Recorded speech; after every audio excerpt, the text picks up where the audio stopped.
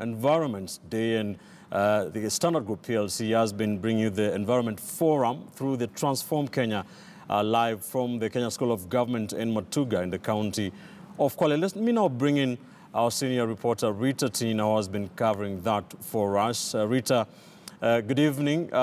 What is big in the World Environment Day this year?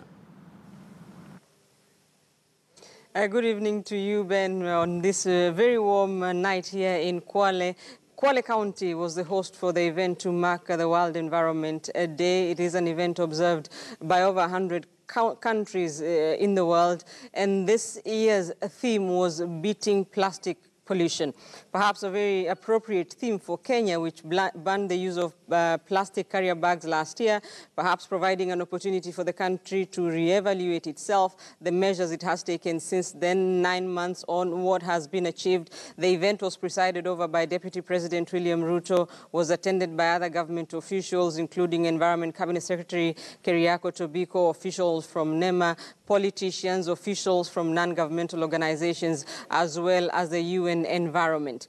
And the Deputy President talking about plastics in line with the theme, beating plastic pollution, saying that so far, so good, though there have been concerns that perhaps in some areas the ban never took effect, in others the use of plastic bags is creeping in. You will find vendors of fruits, vegetables, meat or even milk are still packing in those plastic bags. He says more needs to be done. Whilst strides have been taken, he acknowledged that the issue of the plastics that are already there, remember plastics are not easily biodegradable, so he says, and he was proposing that a mop-up exercise needs to be done. In line with that, he says that waste management is a devolved function, and he challenged counties, saying they need to set up a cleanup day every month, all counties across the country. And he says in that cleanup exercise, if it begins, there will be small steps to ensure that the country is able to mop up the plastics that are already there. He also talked about an initiative. He says he is considering, or rather the government is considering, starting with manufacturers, and this is what he called a take-back process, that manufacturers, whether it is those of water and the plastic containers for sodas or whatever item it is, that once you've taken that water, this is what is called a single-use plastic.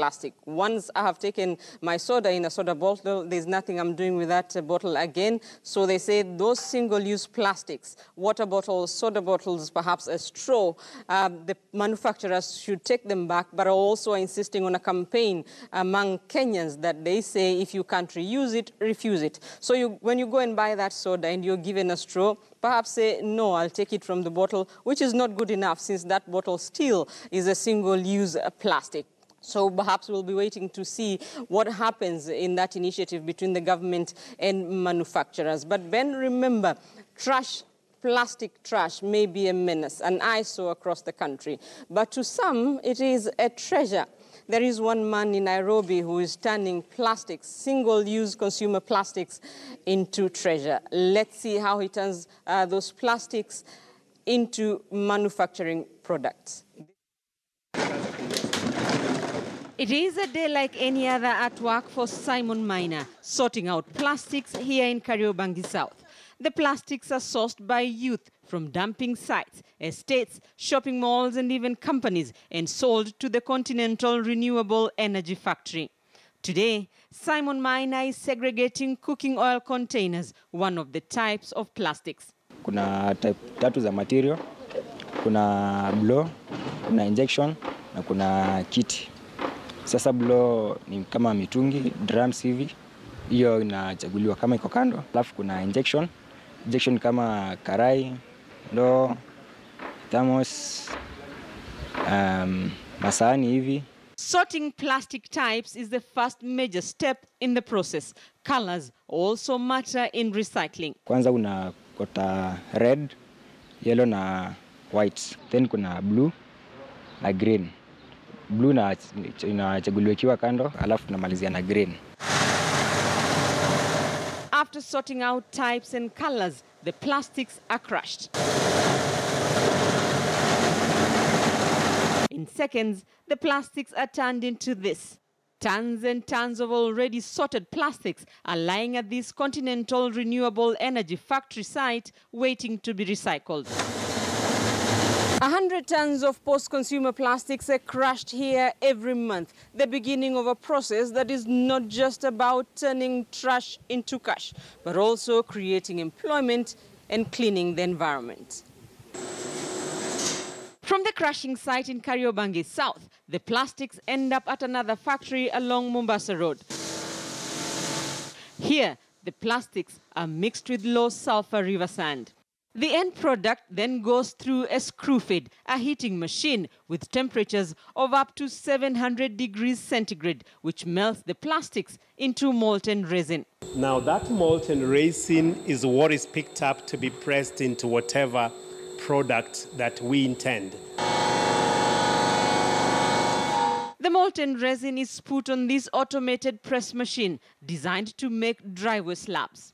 For now, the machine is programmed that after 2 minutes, it opens up and then you have the plungers pushing up the driveway blocks. Those slabs can carry a weight up to a weight of 22 tons. A lot of pressure is required to press molten resin into 4 driveway slabs. The press that is exerting the pressure is 200 tons on 1 square meter. This machine is designed to make paving slabs. It takes 2.5 minutes to make 1 slab. From your trash, several other construction materials, such as fencing posts, lumber planks, signage posts, and roofing tiles are made. And now that we've found a way on how to turn that garbage into building material, then the cost of construction should drastically go down, given that this is an opportunity that will enable Africa house themselves using their garbage. Kenya banned the use of plastic carrier bags in August last year. The results are slowly beginning to be seen, at least at Dr. Agan's factory. Not so much is generated into the dump sites. But he argues saving the environment will take much more than imposing a ban. What I think emphasis should be on setting up segregation centers and recycling centers of this nature at grassroots level. For every 10 plastic posts produced, 1 tree is saved, a step of its kind in efforts to save and clean the environment. Rita Tinina, KTN News. Thank you, Rita. Away from plastic waste and manufacturing and the Environment Forum in Kwale, a lot more was happening today. Fatia Mohammed Noor now takes a look at what else was captured this World Environment Day. As the world marks World Environment Day, Nairobi was a beehive of activities as the day was marked with planting of trees and demos from environmentalists.